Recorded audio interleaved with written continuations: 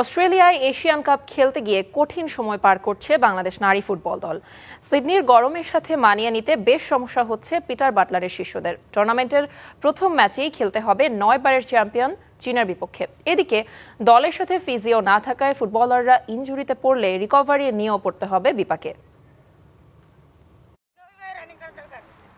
সিডনিতে সময়টা ভালো যাচ্ছে না ঋতুপর্ণা আফিদাদের। একদিকে প্রচন্ড গরমে ইনজুরি শঙ্কা, অন্যদিকে দলের সাথে নেই কোনো ফিজিও। তাই সত্যিই যদি ফুটবলাররা ইনজুরিতে পড়তে শুরু করে, কিভাবে কার আন্ডারে তাদের রিকভারি হবে সেটাই এখন বড় চিন্তা। সিডনির ভ্যালেন্টিন স্পোর্টস পার্কে 4টা ট্রেনিং সেশন পার করেছে বাংলাদেশ।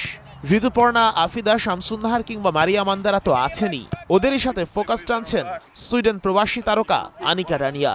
তবে প্রতিপক্ষ কঠিন হওয়ায় কোচ আগে থেকেই বাস্তবতা মেনে নিচ্ছেন। আমার মনে হয় এটা অনেকটা মানসিকতার সাথে সম্পর্কিত। তাদের মাথায় এটা ঢোকাতে হবে যে আমরা বর্তমানে অন্যদের তুলনায় পিছিয়ে আছি এবং আমাদের সেই ঘাটতি পূরণ করতে হবে।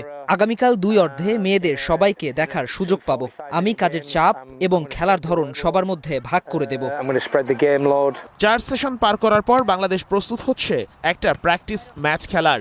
নিজেদের সামর্থ্য কিংবা দুর্বলতাগুলো সেখান থেকে ভালোভাবে বের করা সম্ভব বলে মনে করেন কোচ পিটার বাটলার।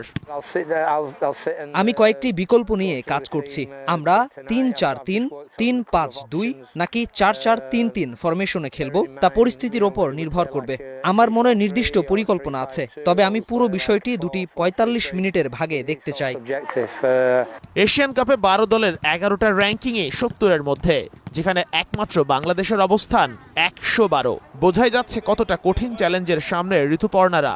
যদিও সময়ের ব্যবধানে সবই মানিয়ে নিচ্ছেন ফুটবলাররা। এরই মধ্যে অস্ট্রেলিয়ার ফুড হ্যাবিটের সঙ্গে অভ্যস্ত হচ্ছেন পিটার বাটলারের শিষ্যরা। তারা এখানকার খাবার পছন্দ করছে। খাবারগুলো অ্যাথলেটদের কথা মাথায় রেখে তৈরি করা হয়েছে।